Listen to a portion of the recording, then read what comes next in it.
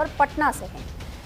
बिहार के पटना में भाजपा अध्यक्ष दिलीप जायसवाल ने कहा कि हमने चुनाव आयोग को बधाई दी कि पारदर्शी तरीके से मतदाता सूची का प्रकाशन किया गया। हमने कुछ सुझाव भी दिए हैं। चुनाव के 1-2 दिन पहले पिछड़े समाज, अति पिछड़े समाज के गांव में अर्धसैनिक बलों की उपलब्धता हो और वहां मार्च भी कराया जाए ताकि वोटर में आत्मविश्वास जगे कि उन पर किसी तरह का कोई दबाव नहीं डाला जाएगा।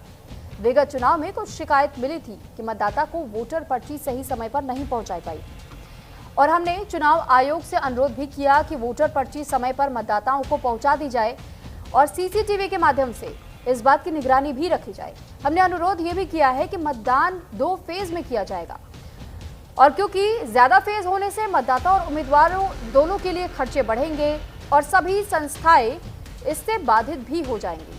उनके लिए भी कुछ ना कुछ चुनौतीपूर्ण माहौल बनेगा, तो मतदाताओं को सुरक्षा प्रदान की जाए। अगर ये 2 फेज में होता है तो थोड़ी सी आसानी हो जाएगी। हमसे ये भी पूछा गया कि चुनाव कब होने चाहिए, तो हमने इस बात पर भी ये जवाब दिया कि वो चुनाव की घोषणा के 28 दिन के बाद ही चुनाव करा सकते हैं। चुनाव कराने में देर न की जाए।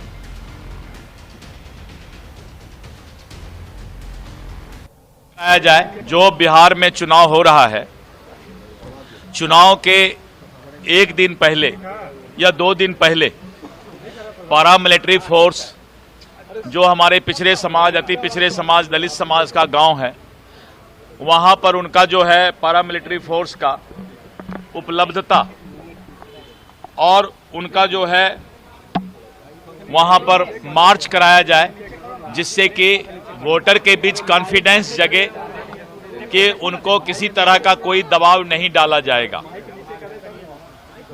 इसके साथ साथ हम लोगों ने जो दियारा क्षेत्र है, टाल क्षेत्र है, नदी के और बांध के अंदर जो लोग गांव